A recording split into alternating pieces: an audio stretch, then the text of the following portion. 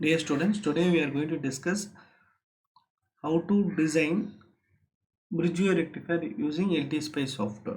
So before we are going to the LT-Spice software, first you get the idea how the Bridgeway circuit was designed, how the diodes are positioned. Okay, so first you can see the basics of a rectifier, half wave, full wave, everything we discussed in the theory as well as in the simulation part. Okay, so I'll go directly to the Bridgeway rectifier part. So here in the Bridgeway rectifier we will be using normal transformer. So that is a main advantage in the Bridgeway rectifier compared to the full wave rectifier circuit. Here you have four diodes D1, D2 and D3 and D4. See, you can see how the diodes are positioned. That is D3 and D1, that is positioned in the top side, and D2 and D4 position in the bottom side. Same we are going to represent in our LT space also. During the positive half cycle, D1 and D2 will work, and during the negative half cycle, D3 and D4 is going to work. Okay, so we are going to do the step down based bridge rectifier circuit. Okay, in the end I will show you how to calculate the ripple factor for the rectifier circuits. Okay, so now we will go to the so I'm starting the design in the LT space software. I'll teach step by step. Okay, first you go to the new schematic. You can follow by seeing the video.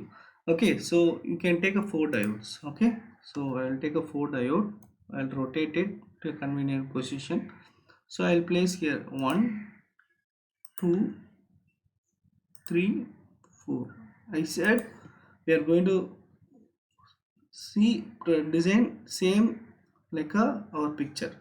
Okay, just for our understanding. So I'll D1, I'll give as a D3 similar to the diode circuit, and D2 is D1, and this will be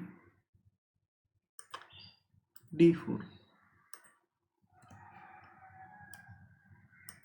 and this will be D2. Okay, see now I'll give the connection. I'll complete this part.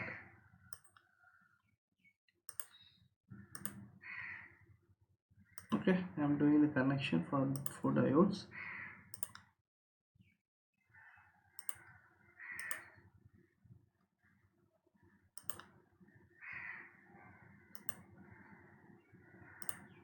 Okay, completed four diodes. Now just zoom back. Okay, zoom back.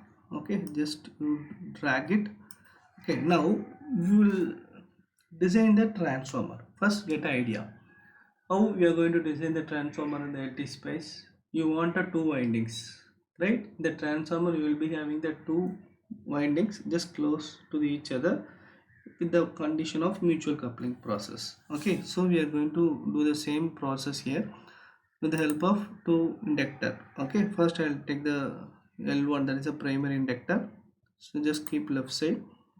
Okay, I'll take another inductor and I'll take the mirror intent. Okay, I'll take a mirror intent. So mirror intent and the third option from the right. So I'll keep down. Okay, so I'll drag the position of the circuit. Okay, now you take this drag option and keep it just down. This is very close to the L1. So here the concept is L1 is a primary index, right? So just I'll change L1 into primary only for our understanding. It's not mandatory, so we can understand easily. Students will not get confused. Okay, so LS. So now we want to connect this secondary winding to the diode part. Okay, so I'll connect the secondary winding first part to this D1, D3 and D1 as we say showed in the circuit. You can see, right? So you can okay, I'll take a wire,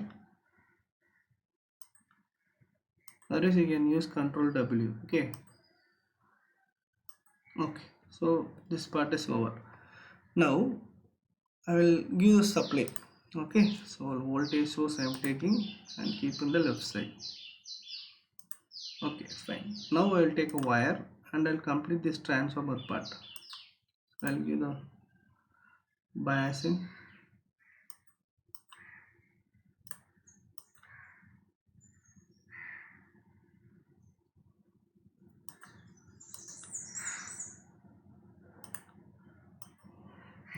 fine. So just right click, change the go to the advanced option, choose sign, and give the offset 0, amplitude 230, and frequency 50, and parasitic property, that is a series resistance, you can give like a 0.01 m. So very low resistance offered for the windings, like a, see, keep it your convenient position, choose a drag option and keep just bottom. Okay, so now I want to change this inductor part, right? You can change like a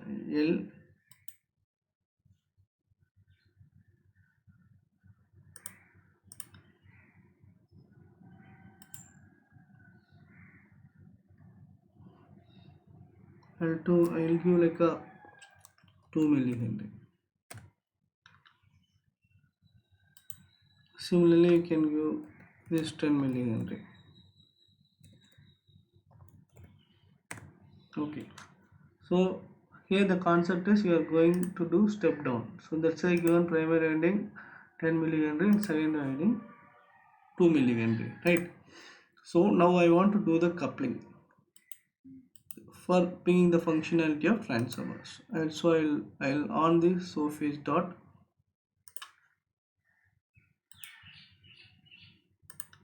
See, once the coupling has been started, that is created, this will not be like a can't it's change. Okay, that will be locked. Okay, so to lock, what I have to do, just right click here and go to the spice direct, and you have to give this command.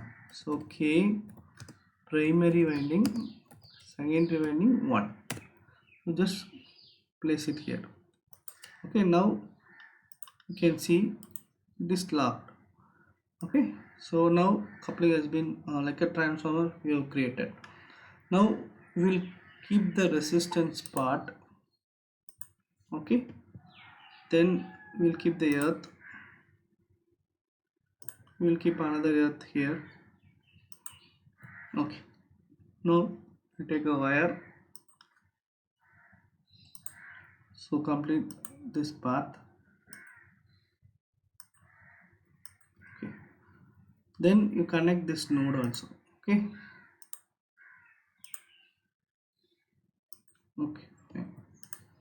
So R1, it's a load, right? So I'll just give us a RL, then the value of this will be like a thousand resistor. Then for every diode I want to choose a specific diode, right? Property, you have many diodes, I choose like a 1N4148. Okay,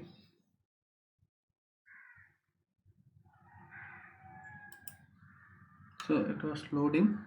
Okay, similarly you can do for other diodes. See, you can prefer whatever you want to use, you can use those diodes, not mandatorily only this. So I wanted the property of 1N4148, so I am using this diode. Okay, now almost completed, only I have to set the transient. So go to the transient, like I edit simulation command here, the simulate of fifth option, edit simulation command, and the transient I just use 60 milliseconds. So okay, keep it in the left side and save and run it. So here I want to see for specific input or output, so I want to give the label that will be better. Okay, so go to the label net option. So label net option you can see here. So I'll just give V in. Okay, so that is for input voltage. Then like I'll keep separately for V out. So wherever you want to trace, you can keep it. Okay, I'm just keeping for my understanding. Okay, that's it. Now save and run it. So just right click and add the trace. So you want to consider, I want to see a V out. Okay, so you got the perfect output for the bridge rectifier. So this is for odd diode, this is for even diodes. Okay, now we will see other plots also. So right click and add plot pane, and you can add your trace. Suppose I want to see your input. Similarly, you can see. Suppose I want to add the trace like a current, so I can see like a diode. What is a diode current? So you can see here. Okay, so here I want to measure only the peak voltage. Okay, so peak voltage, to see the peak voltage I have take add the trace, that is a cursor. So I'll adjust this cursor to measure the peak voltage. Okay, so you're getting something around 101.1030. so this value I'll use for my designing purpose. Okay, that is for calculating the ripple factor. Okay, so I hope you understood, right? So now we'll go for the calculation part. The calculation part, see, here very simple. I have asked you to calculate only the ripple factor. The ripple factor is a ratio of that is a ripple voltage divided by your DC voltage. That is what is available of AC ripple values in your DC voltage. So that is a ratio it determines. So how we rectifier, the VRMS will be Vm by 2, VDC Vm by pi. For full wave rectifier, so these are the given formulas. So already we explained. For bridge wave rectifier, I have calculated the ripple factor. As I said earlier, for full wave rectifier the ripple factor will be very less because you are using the both the cycle. So the content of AC in the DC voltage will be very less, in the range of 0.41 to 0.49 based on the our input. Generally for half wave rectifier value in the range of 1.21 in the specific values. Okay, so same procedure you can do for calculating the bridge wave for any rectifier circuits. So VRMS I have calculated, and then I have calculated VDC Vm by root 2, you will be getting 71.43. Similarly I calculated VDC, then I have calculated VR, that is a ripple voltage RMS 31.07. To calculate the ripple factor VRMS divided by VDC, I got 0.483. So I hope you understood. If you have any doubt, we can send the chat box or we will discuss in the class. Okay, thank you.